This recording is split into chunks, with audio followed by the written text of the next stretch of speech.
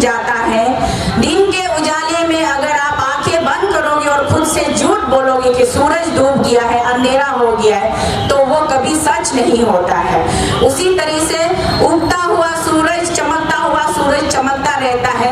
जरूरत है तो बस आपको हिम्मत के साथ आंखें खोलने की जरूरत है। तो हिम्मत के साथ आंखें खोलिए, पलकें टिकाए रखिए कि ए सूरज की रोशनी, तुझसे लड़ने की ताकत भी मैं भी रखती हूँ। भले ही मैं एक आम इंसान हूँ, लेकिन तुझसे नजर मिलाने का ताकत मैं भी रखती हूँ। सोच करके आप लोग अगर strong determination and will power के साथ में स्टैंड करेंगे तो हम लोगों को न्याय मिलने से कोई नहीं रोक सकता है। तो इसलिए यहाँ हर एक सिटीजन का पार्टिसिपेशन मस्ट है। तो ये जो एक हमारा आने वाला फ्यूचर में, हर कोई कहता है हम अपने भविष्य के लिए लड़ रहे हैं, आने वाले फ्यूचर के लिए लड़ रहे हैं। तो आप लोगों को सुन सुन के शायद कुछ लोग बोर हो जाते होंगे, लेकिन प्रैक्टिकल बात यही है, ये सच्चाई है। हम अपने वर्तमान के लिए भी लड़ रहे हैं और साथ ही साथ हम अपने भविष्य के लिए भी लड़ रहे हैं। तो इस लड़ाई को किस तरीके से, ये लड़ाई मतलब हम किससे लड़ रहे हैं? लड़ाई मतलब हम एक बिगड़ा हुआ सिस्टम से लड़ रहे हैं। हमको साफ सुथरा सिस्टम चाहिए, एक अच्छा सिस्टम चाहिए। इसीलिए बच्चे रिफॉर्मेशन की मांग कर रहे हैं। और आज जो भी कोई पावरफुल पोजीशन पर बैठे हुए हैं, बहुत ही ओहदेदार ओहदे पर विराजमान है, आप सब भी एक बार जरूर सुबह सोकर उठने के बाद बेडरूम में आप अपने आईने में जाइए और खुद की शक्ल को देखिए और खुद से एक बार शांत मन से, ठंडी दिमाग से खुद से सवाल कीजिए कि ये जो बच्चे जो लड़ाई लड़ रहे हैं एक रिफॉर्मेशन के लिए, एक रेक्टिफिकेशन के लिए, एक अच्छा उज्जवल भविष्य के लिए जो लड़ाई लड़ रही है, क्या सिर्फ और सिर्फ ये इन्हीं गिने चुने बच्चों के लिए एप्लीकेबल है? No, this is applicable for even your kids also, your relatives also. हमेशा आप पावर में नहीं रहोगे, आज है तो कल का कोई भरोसा नहीं है। तो आज आप पावर में हो बोलकर इतना भी मत इतराइए और इतना भी मत अनदेखा मत कीजिए। मैं रिक्वेस्ट कर रही हूँ कि ये जो लड़ाई है एक संघर्ष है, ये जो मुहिम है, ये सुनहरा अरुणाचल के लिए, एक अच्छा अरुणाचल के लिए, भव्य अरुणाचल के लिए ये लड़ाई आपके खानदान के लिए भी है, हमारे खानदान के लिए भी है, हम सभी अरुणाचल के खानदान के लिए है। तो इसको आप लोग हल्के में मत लीजिएगा, जरा खुद की आत्मा से एक बार सवाल कीजिए और खुद सोचिए, और हो सके तो आप इसको रिजॉल्व करने में मदद कीजिएगा। कल पहला दिन था 28 अक्टूबर और कल हम पहुंचे थे, धरना का आगमन कल से हुआ, स्टार्ट हुआ। तो कल हम पहुंचे थे और कल सारा दिन अपने भाई बहनों के साथ में यहाँ बैठी हुई थी, तो थक गई थी, तो इसलिए आप लोगों को इस तरीके से ऑफिशियली मैं ग्रीट नहीं कर पाया और दो शब्द अपनी मन की व्यथा को आपके सामने में प्रकट करने का मुझे थोड़ा सा मेरे शरीर ने साथ नहीं दिया।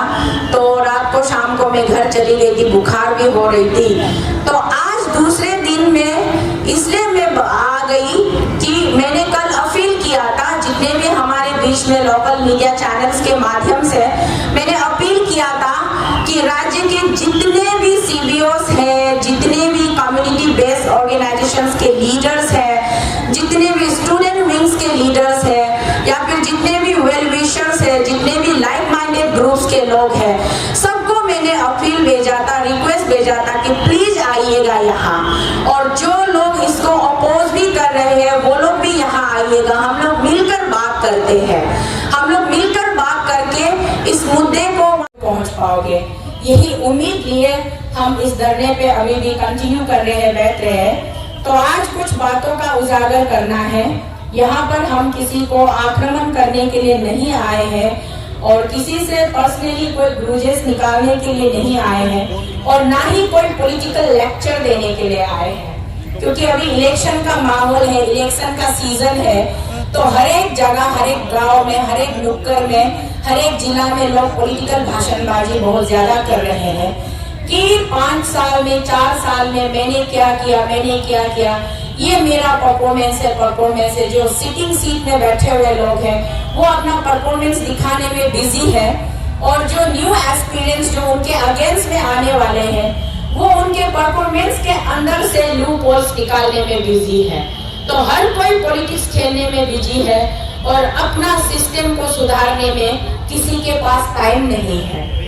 तो इसलिए मैं मजबूरी के चलते मुझे पॉलिटिकल पार्टी का मेंबर बनना पड़ा, पॉलिटिकल एक्टिविस्ट के रूप में मुझे अपने आप को प्रेजेंट करना पड़ा, but still my heart is more social activist than a political activist, क्योंकि समाज को सही करना और समाज में कुछ नियम में बदलाव लाना, फेरबदल लाना, ये बहुत जरूरी है।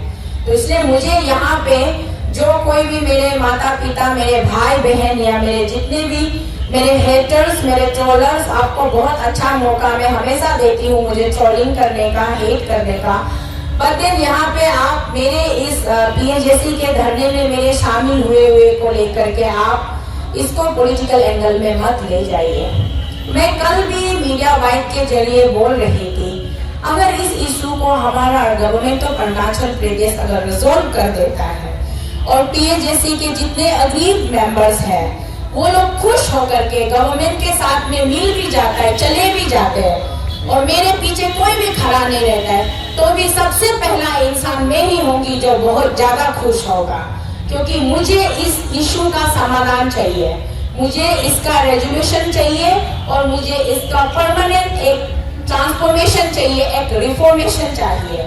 मुझे खुद को पावरफुल पोजीशन में देखने से ज्यादा मुझे अपना अरुणाचल को उभरता हुआ देखना ज्यादा पसंद है। तो इसलिए मुझे as an politician, as an political activist के हिसाब से यहाँ अपना माइलेज के लिए, अपना इनडायरेक्ट कैंपेन के लिए आए हैं, ये मत सोचिएगा। मैं तहे दिल से सबको बता रही हूँ, मुझे कोई जरूरत नहीं है, इनफैक्ट मुझे कैंपेन करने की बिल्कुल भी जरूरत नहीं है, क्योंकि मुझे लोगों ने उठाया है और मैं लोगों के ऑलरेडी लोगों से मैं सुन चुकी हूँ कि वो लोग मुझे सपोर्ट करते हैं और अपना MP मानते हैं। बस उसको प्रैक्टिकली 2024 आने के बाद में वो कितना इम्प्लीमेंट होता है और ग्राउंड रियलिटी उसका क्या निकलता है, वो सिर्फ मेरा अभी देखना बाकी है। मैंने जितना अपने राज्य के लिए आवाज उठाना था उठा लिया, जितना करना था मैंने किया है, अभी भी कर रही हूँ और आगे भी करती रहूंगी। कल को मैं किसी भी पॉलिटिकल पोजीशन में रहूं या ना रहूं, but as an lady, as an individual, as an mother, as an daughter of this land, I will always stand for the welfare, for the betterment of my state, our state. तो वो मेरा stand हमेशा से clear है। तो इसलिए इसको politics में मिक्सअप मत कीजिएगा। ये सारी चीजों को क्लियर करने के बाद प्लीज डोंट गेट बोर्ड, में थोड़ा लंबा खींच रही हूँ क्योंकि चीजों को स्टेप बाय स्टेप क्लियर करना जरूरी होता है। अगर मैं आज क्लियर नहीं करके शॉर्टकट में बोल के चली जाऊंगी, कल को कोई और आके आप लोगों को भी उंगली करेगा, स्पेशली PAJC को भी क्वेश्चन करेगा, अरे आप लोग इशू के लिए लड़ रहे, सोचा था आप लोग तो एक पॉलिटिशियन का साथ में पूरा ताल से ताल मिलाकर। Even I have witnessed that last कुछ months back, I think PAJC के साथ में मेरा एक छोटा भाई ब्रदर तन्ना तमर जी शायद इशू में जुड़े हुए थे, तो वो he is a member of आम आदमी पार्टी, तो उनका नाम लेके भी PAJC को बहुत ट्रोलिंग किया गया था। तो वो चीज एटलीस्ट मेरा नाम लेके आप लोग अभी ट्रोलिंग मत कीजिए, करने का मौका भी नहीं देना चाहिए, इसलिए मैं क्लियर कर रही हूँ।